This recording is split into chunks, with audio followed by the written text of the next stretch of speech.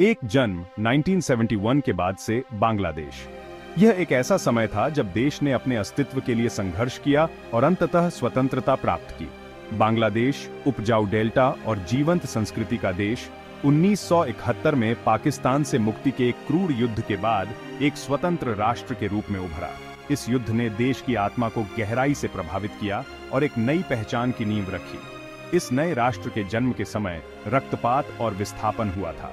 लाखों लोग अपने घरों से बेघर हो गए थे और उनके जीवन में अराजकता और अनिश्चितता का दौर शुरू हो गया था। लाखों बांग्लादेशियों को संघर्ष के दौरान अपने घरों से भागने के लिए मजबूर होना पड़ा था। पड़ोसी भारत में शरण मांगी थी। यह एक मानवीय संकट था जिसने पूरे क्षेत्र को हिलाकर रख दिया। पाकिस्तान के खिलाफ जीत मुश्किल से मिली थी, जो बंगाली राष्ट्रवाद की एक शक्तिशाली भावना और आत्मनिर्णय की लालसा से प्रेरित थी। यह जीत एक नए युग की शुरुआत थी, लेकिन चुनौतियां अभी भी सामने थीं। हालांकि स्थिरता और समृद्धि की राह मायावी साबित हुई।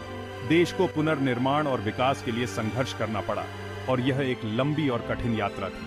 1975 में देश के संस्थापक शेख मुजीबुर रहमान की हत्या ने बांग्लादेश को राजनीतिक उथल-पुथल और सैन्य तख्तापलट के दौर में धकेल दिया। यह एक ऐसा समय था जब देश ने अपनी दिशा खो दी थी और अराजकता का सामना किया। लोकतंत्र का वादा दूर का लग रहा था, क्योंकि लगातार शासन सत्ता को मजबूत करने और देश की चुनौतीपूर्ण आर्थिक और सामाजिक चुनौतियों का समाधान करने के लिए संघर्ष कर रहे थे। आर्थिक अस्थिरता और सामाजिक असमानता ने देश को और भी कठिनाइयों में डाल दिया।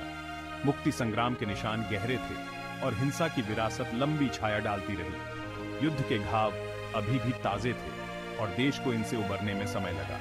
इन असफलताओं के बावजूद बांग्लादेशी लोगों की जुझारू भावना बनी रही। उन्होंने हर चुनौती का सामना किया और अपने देश को आगे बढ़ाने के लिए कड़ी मेहनत की।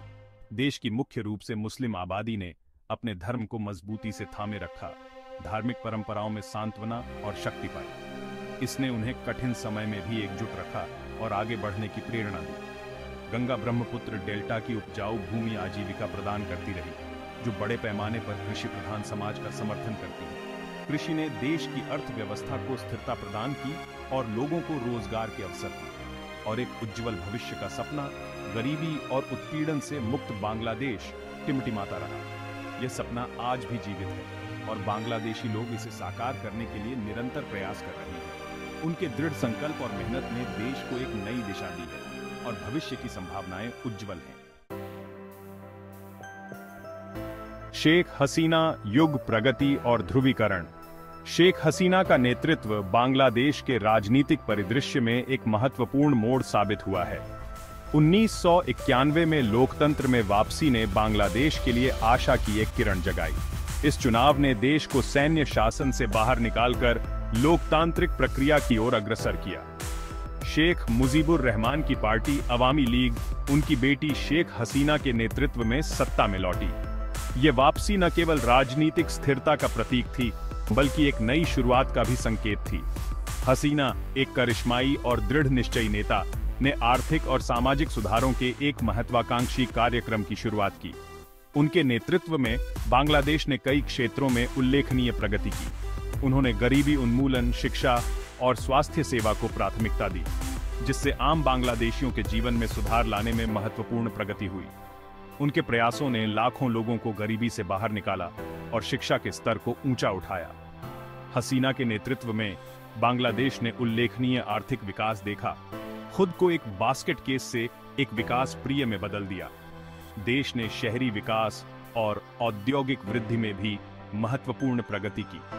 परिधान उद्योग विकास के एक प्रमुख चालक के रूप में उभरा, जिसने बांग्लादेश को दुनिया के प्रमुख परिधान निर्यातकों की श्रेणी में पहुंचा दिया। इस उद्योग ने लाखों लोगों को रोजगार प्रदान किया और देश की अर्थव्यवस्था को मजबूती दी। विदेशों में बांग्लादेशी श्रमिकों से प्रेषण ने एक महत्वपूर्ण जीवन रेखा प्रदान की। विदेशी मुद्रा भंडार को बढ़ावा दिया और खपत को बढ़ावा दिया। इन प्रेषणों ने ग्रामीण क्षेत्रों में भी आर्थिक स्थिरता लाई। देश ने मातृ एवं शिशु मृत्यु दर को कम करने में भी महत्वपूर्ण प्रगति की है, जो सामाजिक विकास पर सरकार के फोकस का प्रमाण है। स्वास्थ्य सेवाओं में सुधार ने ग्रामीण और शहरी दोनों क्षेत्रों में जीवन की गुणवत्ता को बेहतर बनाया है। हालांकि हसीना का शासन आलोचकों के बिना नहीं रहा है। उनके शासनकाल में कई बार विरोध प्रदर्शन और असंतोष की आवाजें उठी हैं। उनकी सरकार पर सत्तावाद का आरोप लगाया गया है, असंतोष पर नकेल कसी गई है और प्रेस की स्वतंत्रता को कम किया गया है। पत्रकारों और मीडिया हाउसों ने कई बार सेंसरशिप और धमकियों की शिकायत की है। विपक्षी दलों ने चुनावी अनियमितताओं का आरोप लगाया है। उनका दावा है कि हसीना ने सत्ता पर अपनी निरंतर पकड़ सुनिश्चित करने के लिए व्यवस्था में धांधली की है। चुनावी प्रक्रिया की पारदर्शिता पर सवाल उठाए गए हैं। राजनीतिक असंतोष के लिए जगह सिकुड़ गई है और मानवाधिकार समूहों ने सरकार के मानवाधिकार रिकॉर्ड के बारे में चिंता जताई है। अंतर्राष्ट्रीय समुदाय ने भी इन मुद्दों पर ध्यान आकर्षित किया है, जिससे बांग्लादेश की छवि पर असर पड़ा है।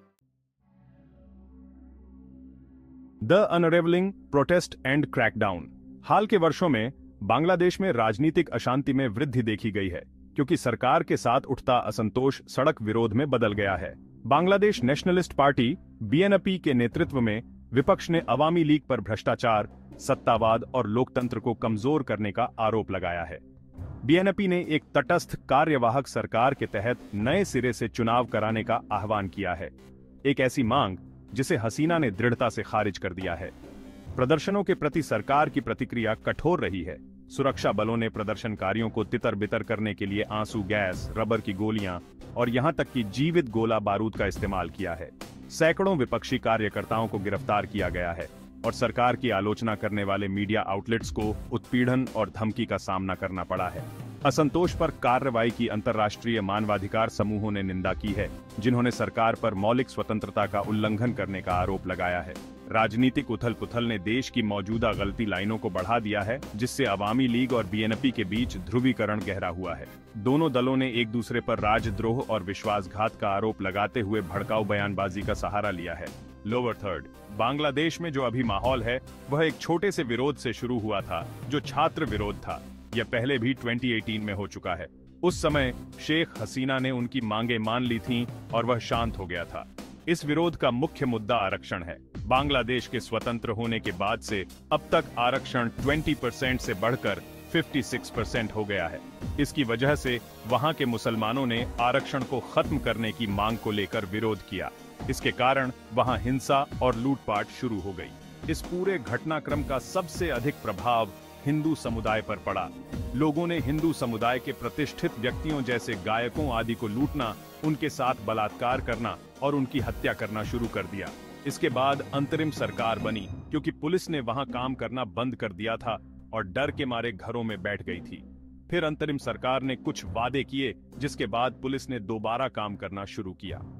आज मैंने एक वीडियो देखा जिसमें यह दिखाया गया कि बांग्लादेश में बाढ़ के बीच कुछ लोग पहुंचे हुए हैं और लोगों को धर्म परिवर्तन करने के लिए मजबूर किया जा रहा है।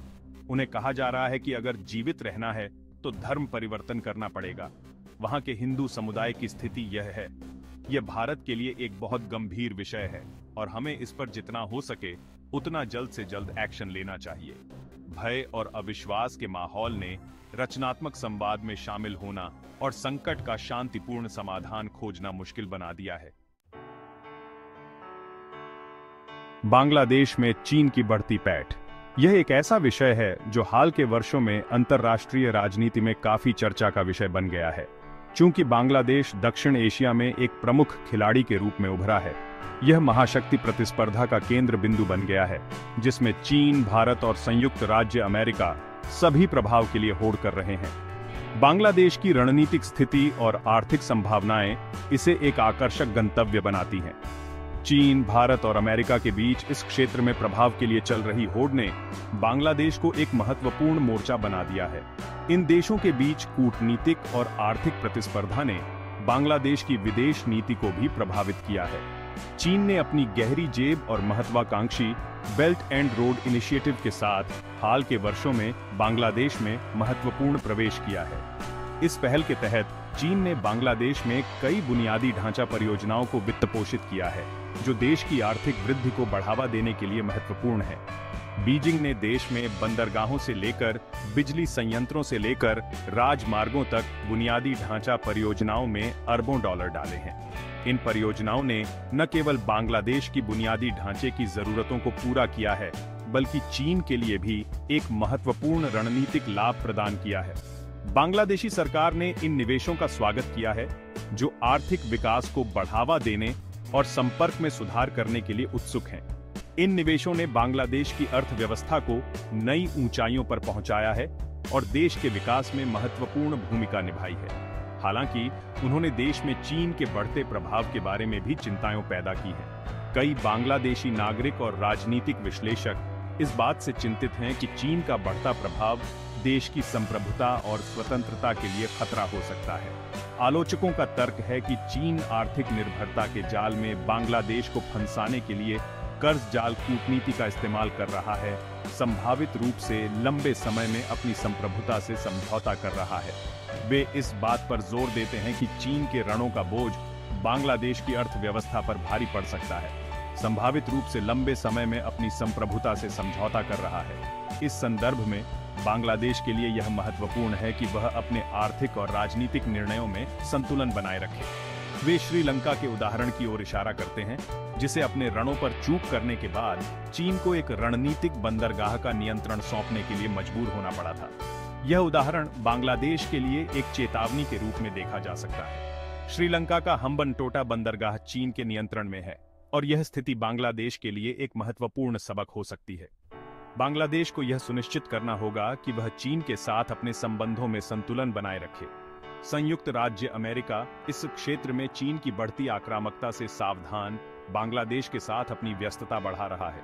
वॉशिंगटन बीजिंग के प्रभाव का मुकाबला करने और एक स्वतंत्र और खुले हिंद प्रशांत को बनाए रखने के अपने प्रयासों में ढाका को एक महत्वपूर्ण भागीदार के रूप में देखता है। वॉशिंगटन बीजिंग के प्रभाव का मुकाबला करने और एक स्वतंत्र और खुले हिंद प्रशांत को बनाए रखने के अपने प्रयासों में ढाका को एक महत्वपूर्ण भागीदार के रूप में देखता है। इस संदर्भ में अमेरिका ने बांग्लादेश के साथ अपने संबंधों को मजबूत करने के लिए कई कदम उठाए हैं।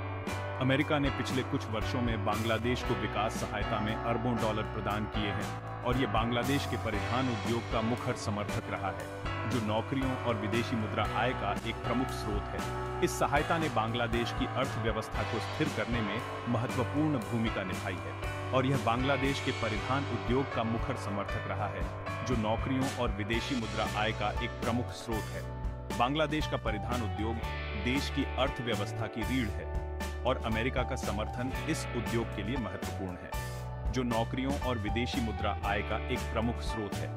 इस उद्योग ने लाखों बांग्लादेशियों को रोजगार प्रदान किया है और देश की आर्थिक वृद्धि में महत्वपूर्ण योगदान दिया है। अमेरिका और चीन के बीच की इस प्रतिस्पर्धा में बांग्लादेश को अपने राष्ट्रीय हितों को सर्वोपरि रखते हुए संतुलन बनाए रखना होगा।